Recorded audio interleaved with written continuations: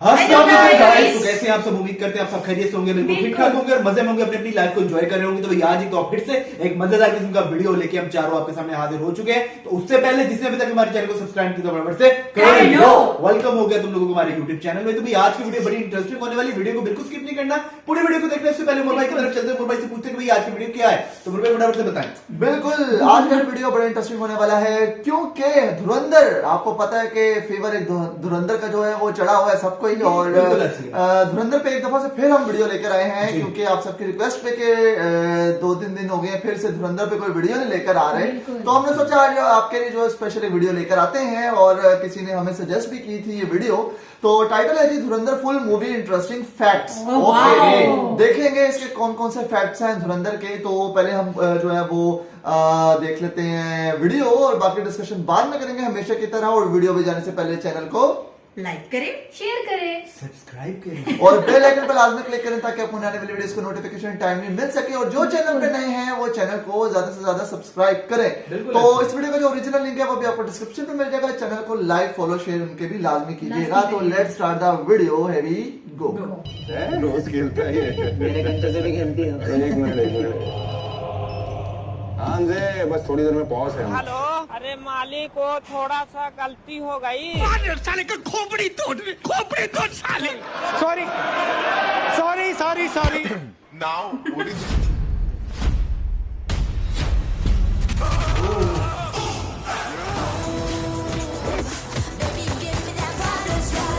Finally दोस्तों, धुरंधर एक ऐसी फिल्म है जिसे रिलीज से पहले एक नॉर्मल फिल्म माना जा रहा था और कुछ लोग तो ये कह रहे थे कि ये फिल्म 100% फ्लॉप होगा क्योंकि रणवीर सिंह ने इंटरनेशनल फिल्म फेस्टिवल में कांतारा चैप्टर 1 के एक बहुत ही इम्पॉर्टेंट सीन को कॉपी करने की कोशिश की थी और इन्होंने देव को भूत बोल दिया था, जिससे विवाद खड़ा हो गया और लोग इन्हें ट्रोल करने लगे, जिसकी वजह से बाद में रणवीर सिंह को पब्लिकली माफ़ी भी मांगना पड़ा।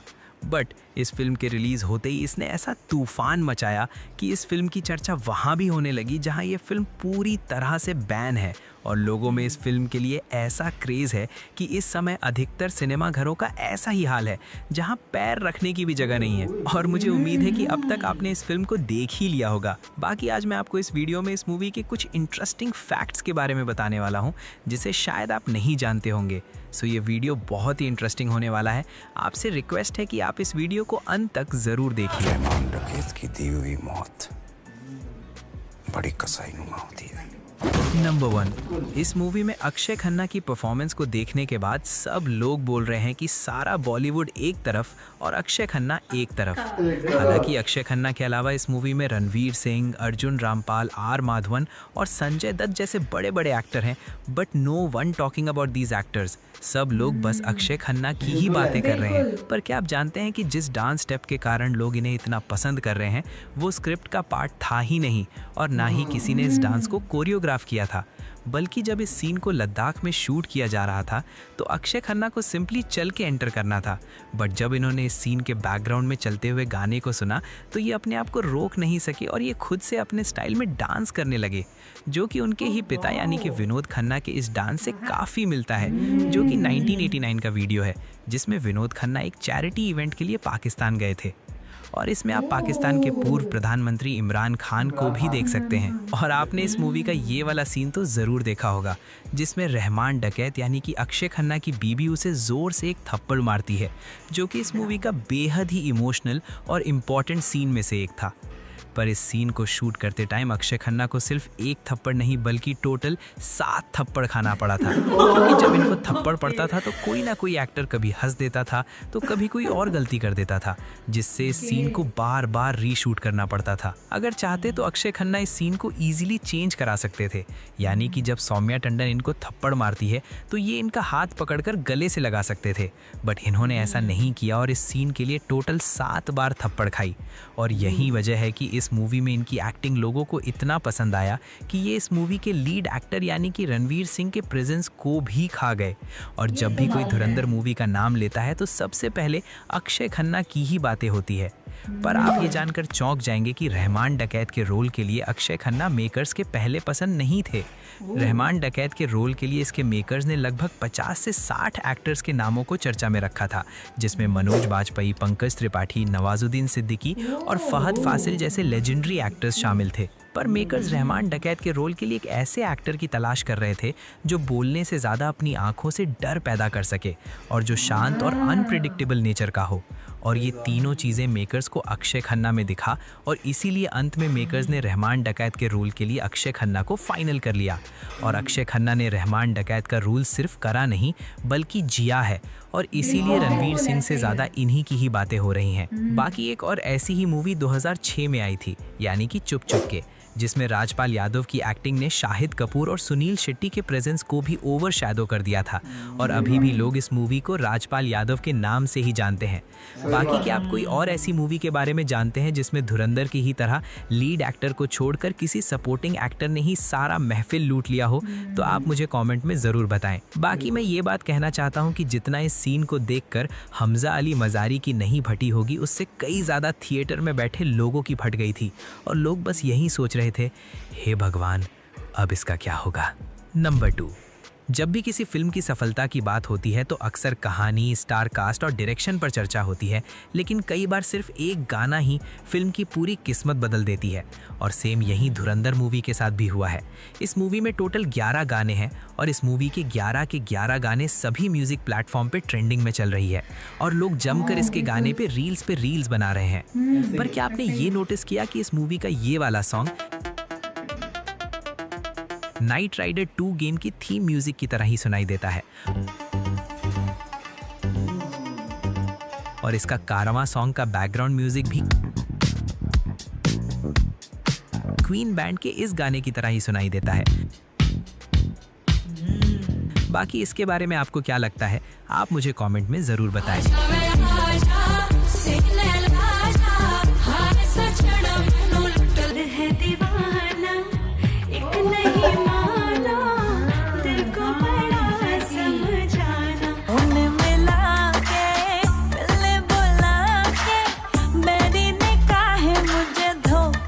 नंबर 3, धुरंधर बॉक्स ऑफिस पर धमाल मचा रही है और ऐसा लग रहा है कि रणवीर सिंह और सारा अर्जुन अपने अपने रोल में पूरी तरह से परफेक्ट हैं। पर स्टार्टिंग में जब धुरंधर का ऐलान हुआ तो लोगों ने फिल्म की कहानी से पहले इसकी कास्टिंग पे सवाल पूछना शुरू कर दिया, क्योंकि जहां इस फिल्म में लीड रोल के लिए रणवीर सिंह को कास्ट किया गया था जो कि 39 साल के हैं, तो वहीं उनके ऑपोजिट उनसे 20 साल छोटी एक्ट्रेस सारा अर्जुन को कास्ट किया गया था, जिसे सब लोग अलग अलग मीम्स बनाकर ट्रोल कर रहे थे। पर फिल्म रिलीज होने के बाद सबको पता चल गया कि इसके मेकर्स ने सारा अर्जुन को क्यों कास्ट किया।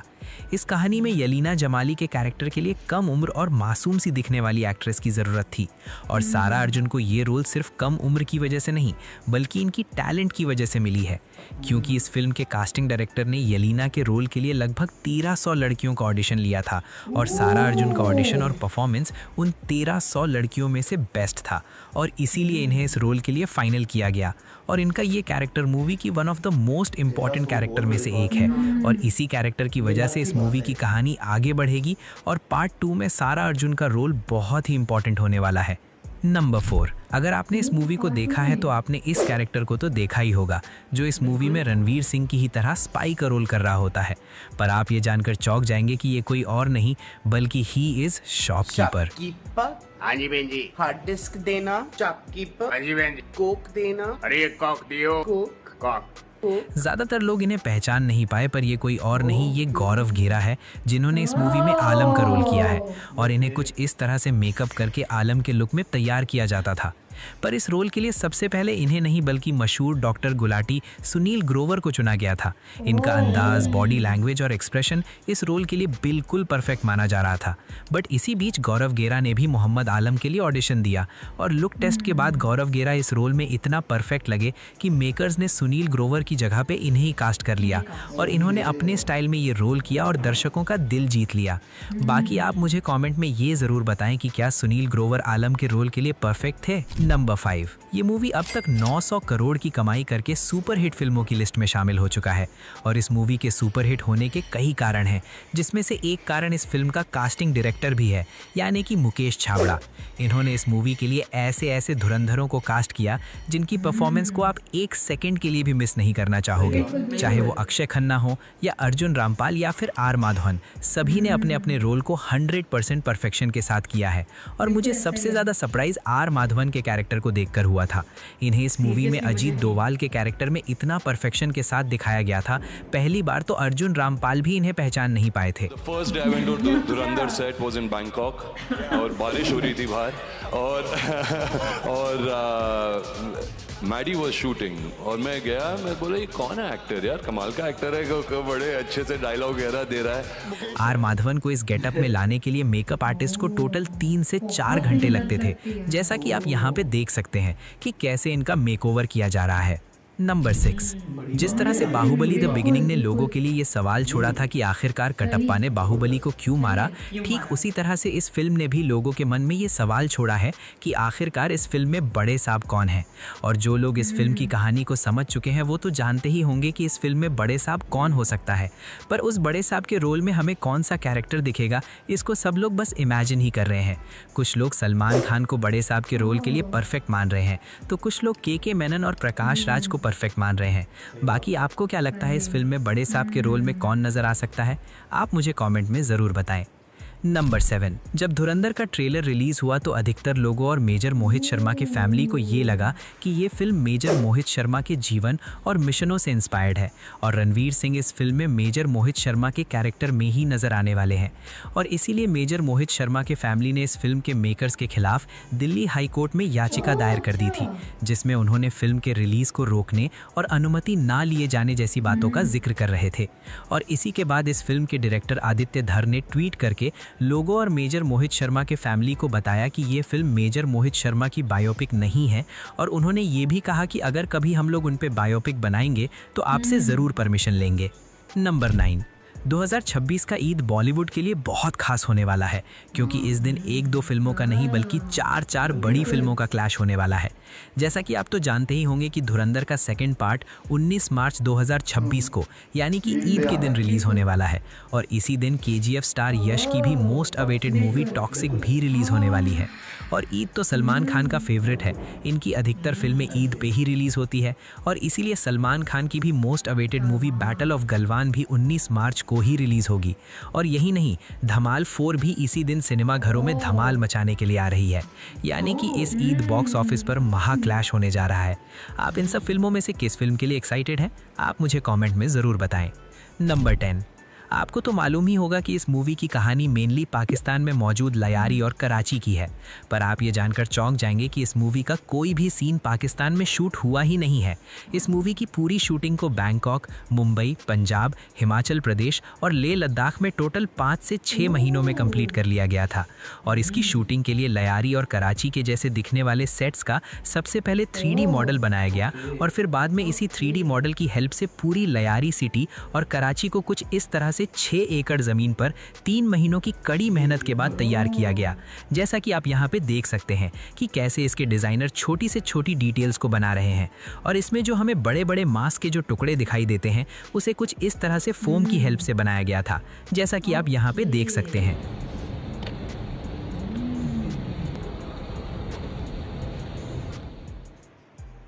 तो चलिए, this is end of this video और अगर आपको ये वीडियो पसंद आया हो तो do like this video, share, comment and don't forget to subscribe.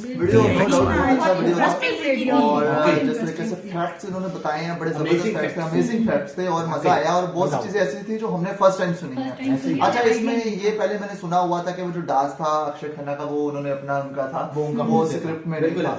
और दूसरी चीज मैंने ये भी पहले सुनी हुई थी कि जो इसमें लोकेशन है वो यहाँ की नहीं थी, वो बैंकॉक की थी, लियारी जो सेट बनाया गया वहाँ पे सेट किया था, बिल्कुल ऐसे ही। लेकिन जो बाकी बहुत सी चीजें हैं वो ऐसी थी जो फर्स्ट टाइम मैंने सुनी है। लाइक ये अगर आप देखेंगे हीरोइन के बारे में 1300 ऑडिशंस के बाद ये बहुत बड़ी बात है। ये भी एक लक की बात होती है कि आप इतनी लड़कियों के बीच में से आपको चुना जाए, ये भी बड़ी किस्मत की बात है। चाय वाला भी उमर को, जो चाय वाला की बात भी, और एक ये भी है कि उन्होंने जो मूवी में उनका गेटअप दिखाया ना, उनकी लुक वाकई मुस्लिम की तरह लग रही है। बिल्कुल तो उन्होंने Exactly. ये चीज देखनी थी कि वाकई हम कोई हीरोइन लाए जो मुस्लिम ही हाँ, दिखे, character उसकी का look छोटी इस और तरह की हो, मासूम छोटी और और मासूम। वो look एक ऐसी एक्टर का मतलब ही यही होता है कि आप उस कैरेक्टर में उतर जाए। हाँ, बिल्कुल बिल्कुल। एग्जैक्टली। फिर आर माधवन जो है उनका मेकअप आपने देखा वो बिल्कुल टोटली चेंज Totally change था। मतलब 4 से 5 Surprise घंटे तो था। वो लगते थे उनको तैयार बिल्कुल होने में। ऐसी, बिल्कुल ऐसी। फिर 6 एकड़ जमीन के ऊपर वो पूरा का पूरा हाँ, उन्होंने वो शहर आबाद कराची कर दिया। शहर आबाद और किया। वो भी बड़ी 3 बात है। महीना में 3 महीना और में पूरा उसको एक गेटअप में लेके आए, उसको Set बनाया। पहले प्लान 3D में प्लान किया, फिर उसको बड़ी मेहनत लगती है एक कॉन्सेप्ट क्लियर करने के लिए कि हाँ भाई हम ये चीज कर रहे हैं, इसका हमें इसका आंसर क्या मिलेगा, इसका रिस्पॉन्स क्या मिलेगा। उस चीज को देखे बिना उन्होंने इतनी मेहनत की और उसका रिस्पॉन्स उनको बहुत अच्छा फिर मिला, जो उसने- कि 1000 जिसे कहते हैं उनको करोड़ का जो प्रॉफिट है वो उनको अभी तक मिल बिल्कुल। अच्छा, चुका शुरू है। में यही कहा जा रहा था कि धुरंधर हिट नहीं होगी, हाँ। लेकिन अच्छा अक्षय खन्ना का रोल भी जब उन्होंने सिलेक्ट करना था उसमें भी तो अक्षय कितने खन्ना को character भी काफी ज्यादा उनके पास ऑप्शन थे। 50 की लिस्ट थी। तो 50 से 60 एक्टर्स की उनके पास हाँ। लिस्ट थी, लेकिन उन्होंने अक्षय खन्ना को चूज किया जो बड़े कूल माइंड, मतलब एक ऐसी पर्सनैलिटी जो आंखों से- खामोश आंखों से रोब डालने वाले। रोब होना चाहिए। अच्छा वही बात होती है ना कि एक खामोश कैरेक्टर जो है तबीयत, वो हाँ। उस चीज पे उतर जाए, उसी को वो चुनते चुनते हैं हैं। कि जो चुनते चीज हैं। वो कर सके। दूसरी चीज मुझे ये बड़ी अच्छी लगी है कि मेन बात जो है वो इनके डायरेक्टर की है कि उन्होंने कैसी कास्ट को जो है Cast, मतलब बिल्कुल। चूज की है कि ताकि वो उस मूवी के लिए उतर सके उतर सके। और बाकी उन्होंने वो करके Perfect दिखाया बैठे। सबने। बिल्कुल। तो गाइस बड़े अमेजिंग फैक्ट्स थे और मजा आया हमें वीडियो देखने का। उम्मीद है आपको हमारे इस रिएक्शन का भी मजा आया होगा। तो अगर हमारी वीडियो अच्छी लगी तो वीडियो को लाइक शेयर, करें, लाजमी करें। ज्यादा से ज्यादा सपोर्ट करें। बिल्कुल। तो मिलते हैं नए वीडियो में नए रिएक्शन के साथ, तब तक अपना बहुत ख्याल रखिएगा। Take care. Take care। अल्लाह हाफिज।